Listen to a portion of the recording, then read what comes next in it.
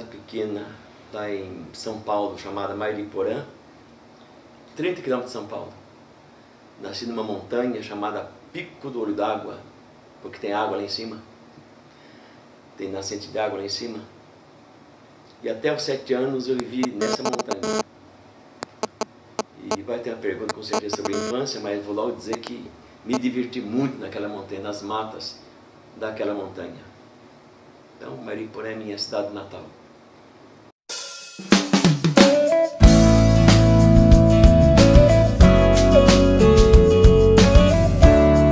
Como já comecei a dizer, foi muito boa. Até os 7 anos lá na montanha. Meu pai era lavrador, quer dizer, ele tinha terras, ele plantava e vivia disso, tinha funcionários. E aos 7 anos nos mudamos para a cidade por causa dos estudos e por outros motivos. E na cidade, ainda cidade pequena, com 10, 15 minutos, estava na mata. E o resultado foi uma infância feliz. Eu costumo dizer que não tenho traumas de infância, eu tenho muita alegria.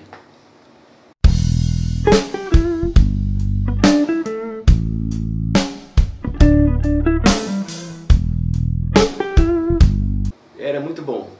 Meu pai, antes da fé cristã, ele havia sido congregado mariano na Igreja Católica, ganhou uma Bíblia de um crente, protestante na época, passou a ler a Bíblia, deixou a Igreja Católica, não se converteu ainda.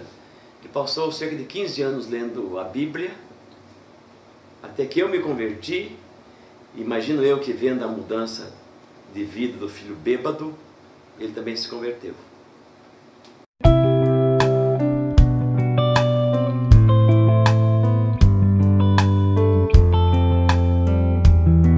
Bragança Paulista.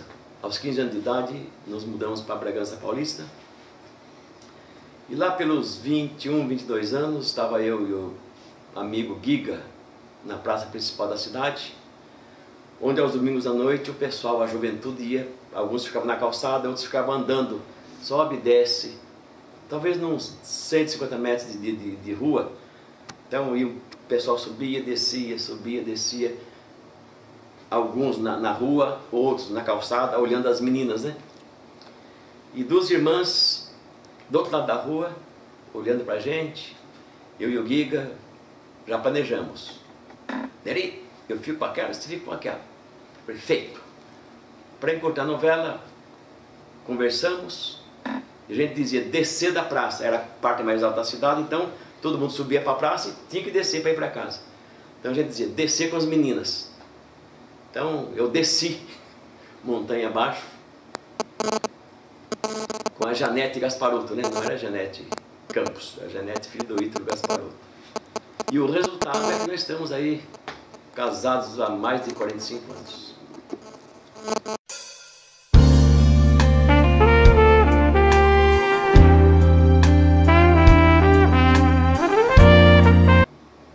Foi em janeiro de 68.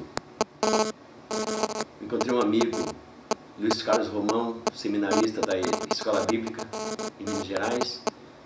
Um sábado à tarde batemos um papo, conversamos um pouco. Ele foi light comigo porque sabia o amigo teimoso que tinha. Naquela semana eu fui para a igreja.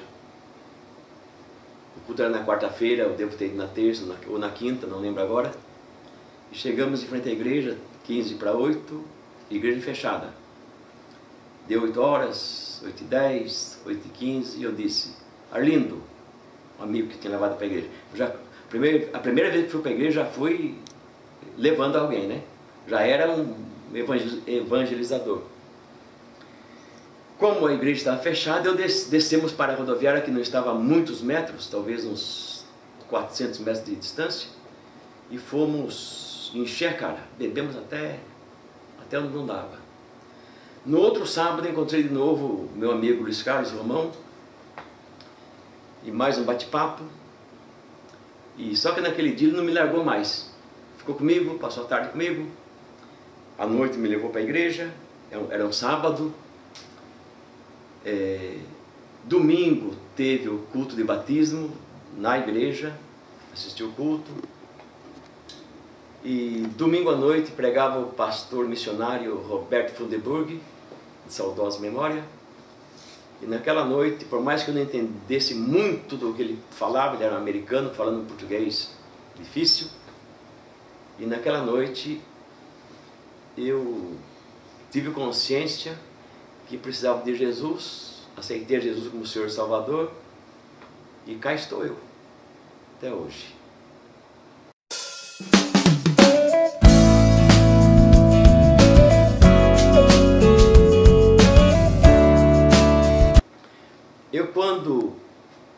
Eu quando recebi Jesus, lembra aqueles primeiros encontros?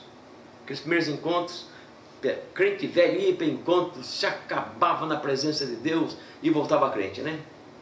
Muitos falavam assim, estou na igreja há 10 anos, mas agora é que eu sou crente, agora que eu estou convertido. Eu afirmo sem medo de errar que a minha conversão foi tipo um encontro. Tanto é que depois do domingo, eu queimei uma montanha de livros, mas eu queimei livro a dar com pau. Muitos livros eu queimei. Que logicamente chegou a maturidade e recomprei alguns de volta. Mas a minha conversão foi tão forte que eu queimei os livros que eu tinha. Inclusive alguns muito bons. Era muita fé e a sabedoria de uma besta, né? Não sabia. Mas, para agradar a Deus, e deu certo.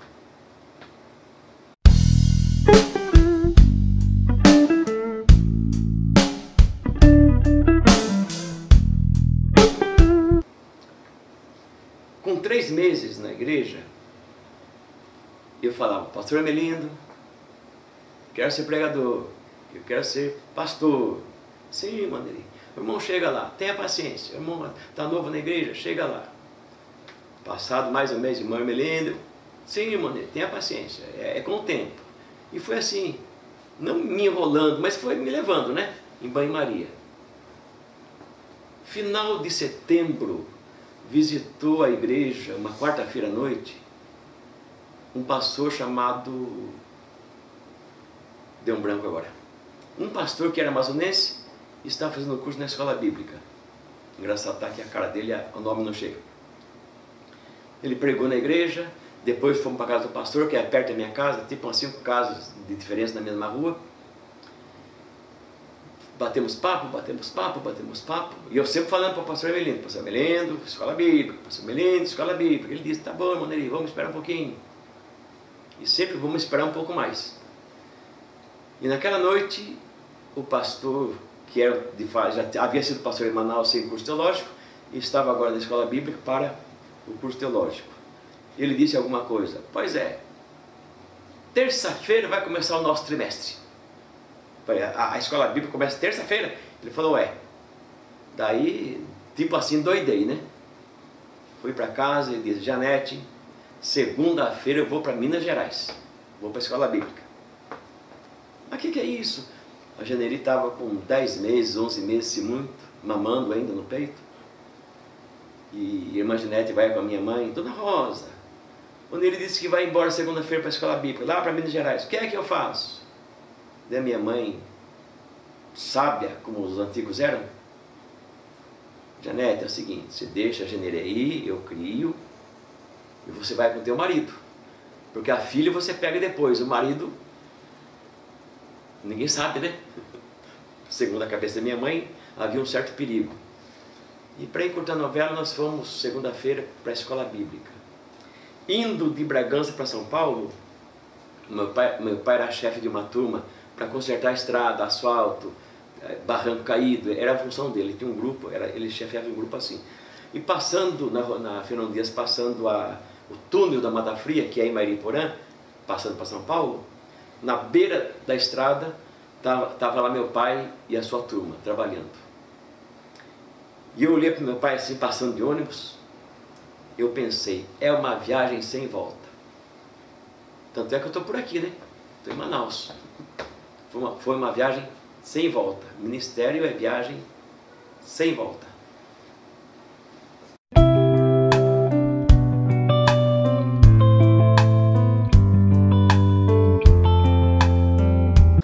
Eu era aluno na escola bíblica e tinha uma cidade próxima, tinha não, existe uma cidade próxima, poucos quilômetros, não sei dizer quantos quilômetros, são poucos quilômetros. Nós visitamos uma vez lá e senti o desejo de abrir uma igreja em Vespasiano. Mas eu era aluno na escola bíblica, com um ano mais ou menos na escola bíblica. Desde a época, o meu amigo Luiz Carlos, que trabalhava na ocasião na escola bíblica, falei com ele: Luiz Carlos, Vespasiano, não tem DPB, vamos lá, vamos que vamos. E falando com o presidente da época, na época quem presidia a igreja era o irmão pastor Jackson. Jackson presidiu a igreja por um tempo, não sei quantos meses, até que viesse o novo missionário americano.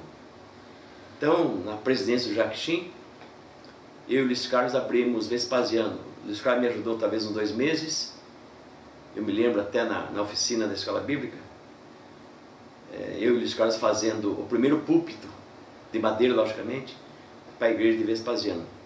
Alugamos um salão, eu, aluno da escola bíblica, ia para Vespasiano para evangelizar. Hoje, pela graça de Deus, tem uma igreja lá, linda e maravilhosa, né? Com um casal de pastores bacana, o cara é gente boa, a esposa, a cantora Sônia Santos. Viu, Alípio? Sônia Santos é artista, né? Você não é fazer o quê, né? Você canta, não canta? Então, Alípio Santos, meu velho amigo, e amigo velho. E também a pastora Sônia Santos, são agora os pastores de lá. Quando começamos, nós plantamos as primeiras sementes. É o poder da semente, né? E hoje temos lá uma igreja maravilhosa.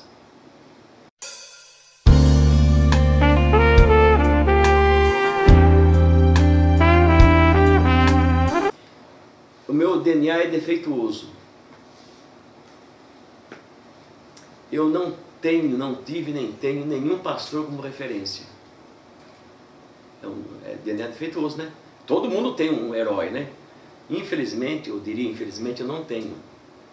Meu primeiro pastor era um bom pastor, pastor Ermelindo, mas eu fiquei pouco tempo na igreja.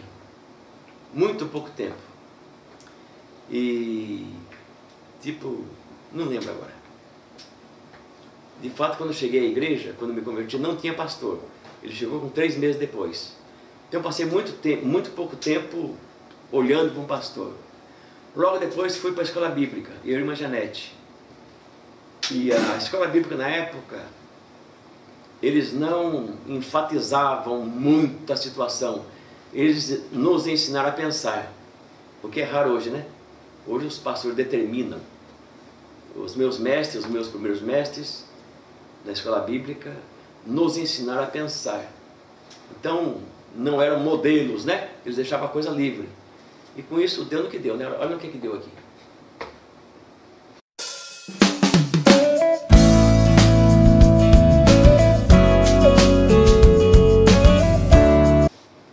Estávamos eu, pastor Severino, pastor Ernesto Green, que era um missionário americano e nosso presidente. Eu fazia parte da Junta Nacional, o presidente Ernesto Green e pastor Severino. Estávamos uma tarde na minha cozinha,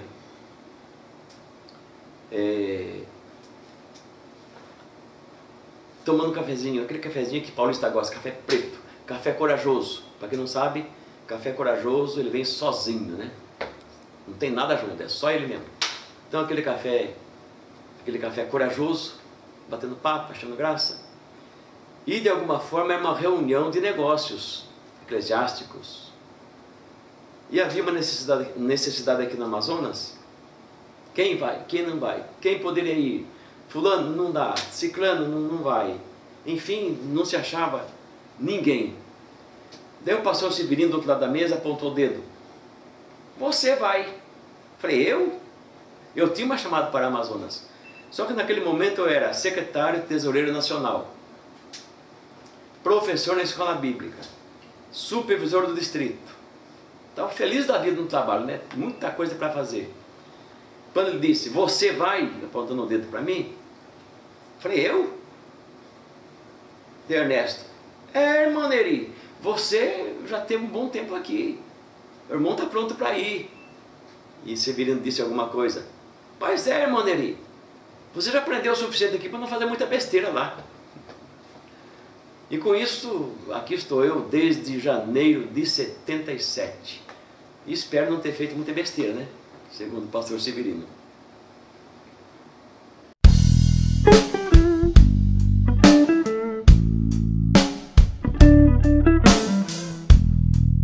Quando cheguei em Manaus, em 77, não assumi de imediato, acho que uns 30 dias depois. E era a igreja do Boulevard. E o pastor foi transferido para uma igreja na Alvorada. E metade do povo, talvez um pouco mais, acompanhou o pastor. Direito do crente, né? Escolheu o seu pastor. Então, ficou tipo umas 25 pessoas. A irmã já disse que é 24 membros na época. Ontem alguém perguntou, eu falei 25, e ela falou, não, é 24. E por alguns meses nós trabalhamos, visitávamos e ninguém se convertia. E um pouco mais tarde, acho que um ano depois, um ano e meio depois, talvez não mais que 2, me passou pela cabeça, por que não bota uma placa fantasia? Pensei, Capela Carismática. Gostei do nome, falei, isso vai atrair os católicos, o que não tem acontecido, viu? E agora nem dá mais para mudar a placa, né? Já virou uma marca. Então o objetivo de Capela Carismática era atrair as pessoas que dizem ter religião e acabam não tendo de fato religião. Mas eu confesso que não funcionou do jeito que eu pensei. Mas como já se tornou uma marca em Manaus, com as congregações, a gente permanece com o nome. Para todos os efeitos, somos de DPB Capela Carismática.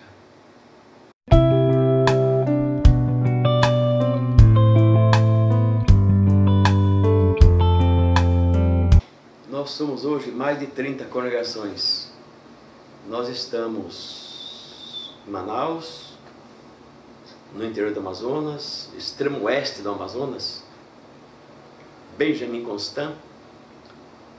Estamos em Vilhena, Rondônia, sul de Rondônia, última cidade chamada Vilhena. Estamos numa cidade lá no sul da Bahia chamada Capoeiro Sul. Capoeiro Sul? Deu um branco agora. E se Deus permitir, já estamos trabalhando para isso. Em janeiro estaremos com um missionário em Santarém. Vai ser o irmão Adiles, irmã Michela e a Sarinha. E eu me lembro, uns 2 anos atrás, que eu estou mandando os meus melhores, né? O pessoal que funciona te manda embora. Vai fazer missões, rapaz. Então, uns 2 anos atrás, eu disse, gente, temos que parar um pouco de abrir igreja, porque a nossa igreja está desestruturada. Porque quando você manda um supervisor, por exemplo, para missões, ele trabalha com um grupo grande da igreja. E acaba, você manda o casal embora, sai o casal, sai a influência que ele tinha na igreja, e com isso você perde membros, sai o dízimo dos dois, a influência que ele tinha na família, você perde, a influência que ele tinha no mundo, você perde. Então enviar missionário líder de igreja é prejuízo grande para a igreja, mas eu não sei fazer diferente, né? Vou continuar enviando. Uns 30 anos atrás, eu tive que decidir uma coisa: uma igreja grande no centro, talvez com 1000 membros, talvez 1500 membros, ou alcançar o povo lá fora. Depois de muito pensar, não foi poucos dias não, eu decidi ter o que Deus me permitir aqui no centro, mas espalhar o Evangelho. E no último censo para a convenção, se não me falha a memória, não era 3.300, acho que 3.275 pessoas, que eu não teria alcançado se permanecer só no centro. Então eu tenho uma igreja pequena no centro, mas que faz missões.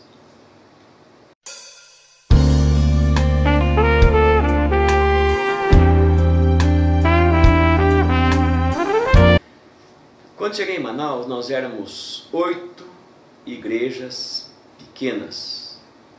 Acho que eram 6 no interior, e também igrejas pequenas, e 8 igrejas pequenas aqui em Manaus. Eu me lembro, eu era supervisor do estado, hoje o título é presidente, né? Na época era supervisor, e numa reunião em fevereiro de 77, reunido com 7 pastores, comigo 8, de fato 6 pastores, comigo 8. Por que 6 pastores e 7 pastores de 8 igrejas? É que uma igreja não tinha pastor, era congregação de uma outra igreja. Então, de fato, éramos 8 igrejas e 7 pastores. E eu desafio os 6 pastores, irmãos, este ano, aquela coisa de fé, né? Este ano, nós vamos abrir, cada um de nós, cada igreja, vai abrir uma congregação. Quantas congregações abrimos naquele ano? Nenhuma. Nenhuma. E quase perdemos a congregação. Porque com a saída do pastor para outro estado, a congregação quase que escapa. Deixa para lá, essa é uma história que não devo dizer aqui. Então eu tive que fazer cara feia e retomar a congregação de alguém que estava querendo levar, né? Então, além de não se abrir nenhuma, quase perdemos uma. Hoje abre fácil, né? Nós consagramos na última... Não, vão ser consagrados ainda, né? Ainda. Tipo 40 pessoas. Alguma coisa por aí. Então hoje, depois de uma base muito bem feita, a gente abre a congregação, falta é dinheiro, né? Para abrir congregação, comprar terreno. Obreiros nós temos bastante, graças à educação teológica que nós temos em Manaus, nos 2 seminários. E o Sebaete, como é que Sebaete surgiu nessa questão? Nós tínhamos um pequeno treinamento aqui no Boulevard. Vinha alguém de outra igreja, de outra IDPB. Era um grupo pequeno, um grupo bem pequeno. Eu ensinava um pouco de homilética, um pouco de história da igreja, a respeito de casamento. Só que eu queria mais. Olhando a situação de obreiros, que nós não tínhamos obreiros. Olhando a situação de treinamento de obreiros, pensei muito. Comecei a pesquisar em como abrir aqui na cidade um seminário, um treinamento mais arrojado. Irmão John Rey, nessa época, por acaso está na minha casa hoje, né? Está na cozinha tomando um cafezinho. Irmão John Rey, nessa época, já morava em Belo Horizonte, em Lagoa Santa, me ligou: irmão Neri, vai ter um treinamento aqui na ETAD, na Assembleia de Deus, Campinas. O irmão está interessado em abrir um seminário. Que tal o irmão chegar aqui? E deu certo que havia uma junta nacional em final de fevereiro, final de janeiro, e esse treinamento para educação teológica, para coordenadores e monitores, era dias depois, na semana seguinte. Terminava a nossa junta, na semana seguinte era o treinamento. Fomos a Campinas, eu, pastor Severino, o missionário Gary Reis, o Manuel de Sabino,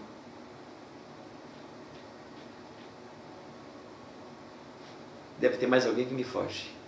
E passamos uma semana lá em Campinas, numa igreja da Assembleia de Deus, recebendo treinamento para abrir um tipo de educação teológica, por extensão, na época, era novidade no Brasil. Mas eu me lembro, eu discuti o assunto na Junta Nacional, quando eu falei abrir um seminário em Manaus, um dos membros da Junta olhou assim para mim: irmão Neri, o senhor quer acabar com a escola bíblica, né? Eu falei: não, meu irmão, é que é um grupo de pessoas em Manaus que nunca pisarão na escola bíblica. Eu quero alcançar esse pessoal. E você sabe o resultado que foi, né? O treinamento de Sebaete. A igreja começou a crescer a partir de então. A igreja, Sebaete foi a alavanca, né? Para ter o que temos hoje. É lógico que mais tarde outros abriram outras coisas, que também foi uma soma. Ninguém dividiu nada, né? Somou só. E estamos, eu acho que de vento em popa. Há muito que melhorar, mas tem muito que melhorar. Mas Deus tem nos abençoado.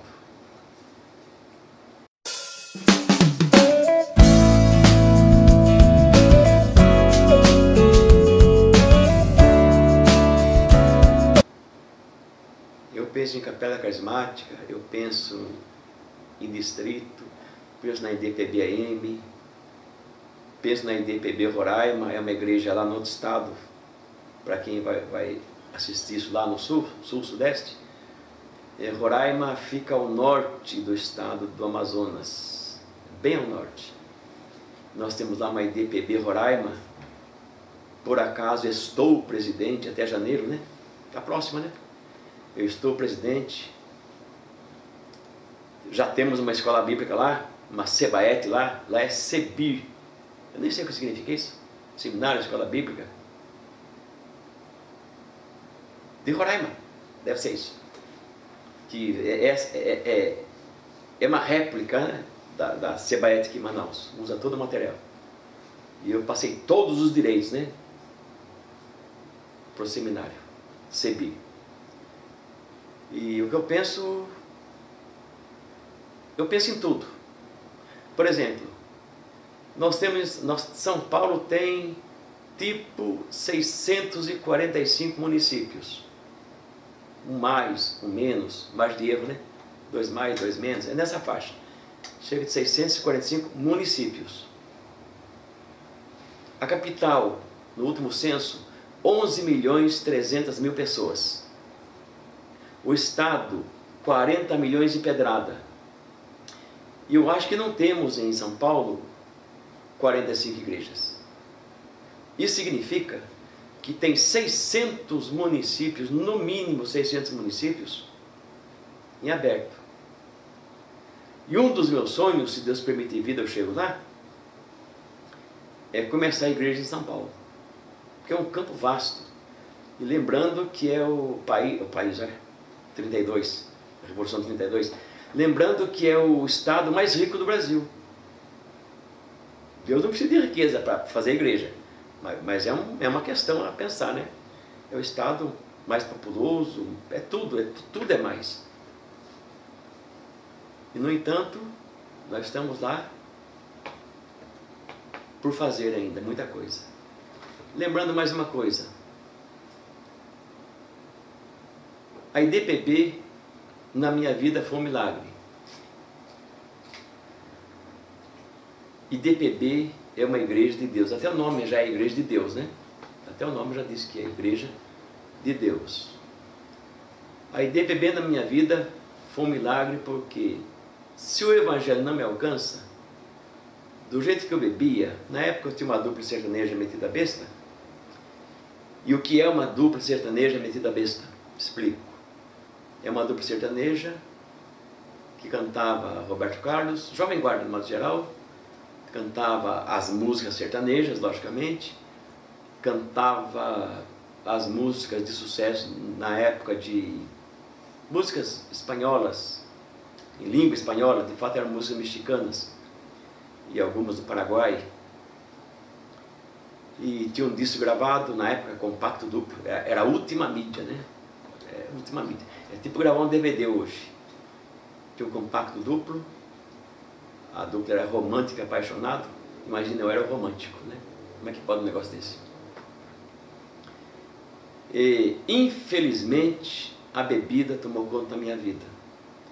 E no funeral da minha mãe, eu estava lá em São Paulo, Bragança Paulista, no funeral da minha mãe, por acaso eu tive que presidir o funeral, havia tipo 12 pastores da cidade, e uma das coisas que eu agradeci a Deus de público é o seguinte, eu disse, eu agradeço a Deus que eu tive um pai e mãe, e eles suportaram a loucura de um filho bêbado por 7 anos, porque bêbado é doido, né?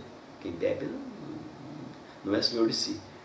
E meu pai com aquela paciência que ele tinha, e minha mãe também com aquela paciência que tinha, salvaram a minha vida, me suportando a loucura de um filho bêbado. Eu tenho primos, um deles pelo menos, morreu na rua, porque meus tios não aguentaram a loucura. Morreu na rua. Só não foi enterrado como indigente porque tinha um morador de rua, amigo dele, que conhecia a família. Foi até a família e disse, olha, o rapaz morreu. Senão teria sido enterrado como indigente. Pela graça de Deus, meus pais não fizeram isso comigo. Me aguentaram. E até que o Evangelho me alcançou. Se vocês pudessem voltar na máquina do tempo lá por 67, 66, vocês veriam um camarada deitado. Deitado não, porque bêbado não deita, bêbado desmonta. E vocês veriam, passando por Bragança Paulista e arredores, vocês veriam um camarada até bem arrumadinho, caído nas calçadas de Bragança Paulista. Então, quando eu conto isso hoje para alguém, eu mesmo, mas pera um pouco, era eu, pior que era. Então eu fui daquele bêbado de ficar na calçada, deitado na calçada, de acordar de manhã e estar na calçada. Às vezes a calçada tem a calçada e o terreno vazio, né? Só com aquela capoeirinha. Às vezes caído lá no meio da capoeira. Levantava assim, onde é que eu estou, né? Estava na rua. Então a IDPB trouxe o Evangelho que me alcançou e hoje estou por aqui até hoje. Lá se vão desde 68, desde janeiro de 68, que eu estou aqui seguindo Jesus. O senhor quer fazer algum agradecimento à igreja local, à família, à esposa, alguma coisa? Eu costumo dizer o seguinte, de vez em quando digo no culto: irmãos, tenham paciência comigo. Eu estou brigando para aprender a ser pastor. Tem gente que acha brincadeira. Não é brincadeira. Eu ainda não sou pastor que eu acho que o pastor deva ser. Então eu imagino que eu estou aprendendo ainda. Eu conheço pastor que já se acha pastor. Eu ainda não me acho um pastor qualificado. Mas eu acho que eu chego lá. Eu digo assim para a igreja: eu estou aqui há 34, 35, agora 35. Em janeiro 36. Eu dizia antes: eu estou aqui, irmãos, há 34 anos. Me aguentem que com mais 30 eu aprendo. Tem gente aí que está comigo há 34 anos, 35 anos. Então eu digo: tenham paciência que eu ainda vou aprender a ser pastor. E eles estão tendo paciência comigo. E eu com eles. Só entre nós aqui. E a família? A família é uma bênção. Minha irmã Janete, sou casado com ela há 45 anos. 2 filhas, 6 netos, 4 bisnetos. E os agregados, né? Porque genro é parente, é agregado, né? E tem também os genros, que são uma bênção. Tem os maridos das netas. É tudo gente boa. Então eu estou bem servido de família. Ah, o senhor não tem problema? Espera aí. Tem sim. Tem sim. Mas a gente vai administrando. Vai administrando. Vai administrando. Com paciência, com carinho. Às vezes não com tanto carinho, às vezes, né? Porque às vezes o pai da família tem que bater o martelo, né? O pai de família tem que bater o martelo uma vez ou outra. Não pode bater o martelo todo dia, daí vira um chato. Mas uma vez ou outra na vida você tem que dizer: gente, vamos parar por aí. Mas de modo geral é uma família abençoada. Todos envolvidos em ministério, com exceção de um neto que atualmente ele é músico de bandas e, né, essas coisas. E de certo modo é o ganha-pão dele. Estamos orando para que ele seja missionário. Viu, Ítalo? Missionário, viu? E os demais estão aí no ministério. Uma das filhas é pastora, é casada com o pastor Gersinei. São pastores lá no Novo Israel. A Generete é a minha filha mais nova. Me ajuda muito aqui na igreja. Não é uma pastora, mas faz trabalho pastoral. E às vezes melhor do que eu. E tem sido uma bênção para nós. É isso. O senhor quer deixar algum conselho, alguma palavra para as gerações futuras? Hoje há uma preocupação para ter sucesso. Nenhum pastor quer a igreja com 30 crentes, quer com 300. Mas como tem igreja com 3.000, então 300 já não serve. Não, tem que ter 3.000. Alguém fala em 10.000, nada contra a igreja grande, tá, irmãos? Eu também estou brigando para chegar lá. Então, nada contra ter sucesso como pastor. Mas o nosso maior sucesso tem que ser pessoal. Há uma ânsia por igreja grande, por ter um carro bom. Pastor andando em fusquinha, tá lascado, né? Ninguém respeita, né? Então o cara quer um carro bom. Nada contra, eu também quero carro bom. Já tive carro bom, inclusive. E de certo modo tenho ainda. Tá meio lascadão, meio, né? Mas tá lá o carro andando. Viajamos agora, juntando ida e vinda e andando por lá. Talvez perto de 2.000 quilômetros, 1.800 quilômetros. Fui e voltei, né? Tá o carro aí. Então o carro não está tão ruim assim. Mas há uma ânsia para ter sucesso. E na ânsia de ter sucesso, o pessoal está fazendo o que dá certo. Ah, está dando certo naquela igreja. Tinha 300 mesmo, agora tem 1.500. Está dando certo. Opa, na outra está dando certo também. Eu não penso assim. Temos que fazer o que é certo, mesmo que dê errado. Temos que fazer o que é certo, mesmo quebrando a cara. Nós não podemos vender a alma para o diabo para ter igreja grande. O nosso testemunho pesa mais, é mais valoroso do que sucesso. E se vocês forem para Hebreus capítulo 11, Galeria dos Heróis da Fé, é o título do capítulo, Galeria dos Heróis da Fé. Tem lá o pessoal que foi herói, arrebentou, creu e aconteceu. Então é um capítulo de sucesso. Até alguns versículos na frente, quando começa dizendo que nem todos tiveram sucesso. Esses creram e viram, heróis da fé. Outros creram e não viram, fracassaram até, humanamente falando, fracassaram, foram mortos, perseguidos, foram um fracasso. Hoje ninguém daria um centavo por ele. Não os convidaria para pregar domingo à noite, né? Vamos fazer uma campanha e convidar o profeta tal. Ah não, o profeta tal não. O cara só vive correndo da rainha. Então, o importante não é o que dá certo. O importante é o que é certo.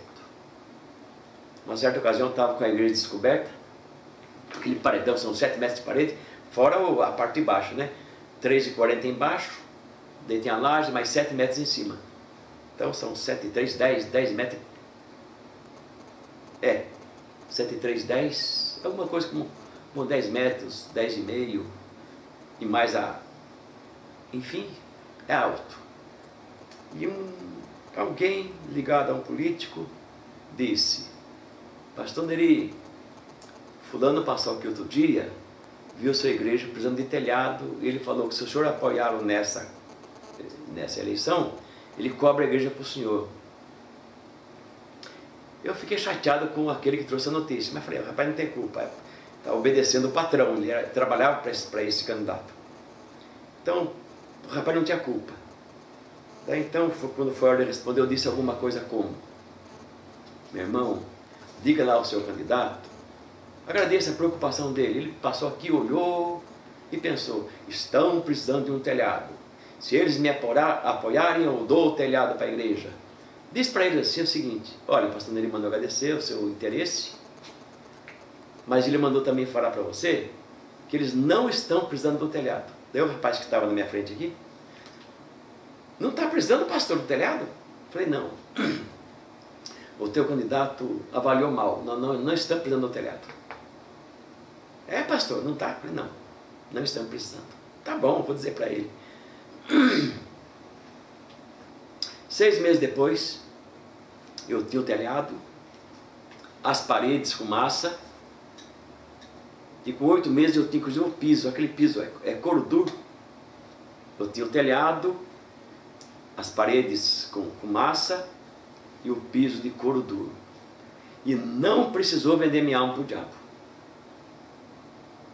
É uma loucura a igreja descoberta há meses, sem dinheiro para colocar o telhado, e o pastor dizia que não precisa do telhado. E de fato não era preciso. Era preciso fazer o que é certo. É isso. E é por aí.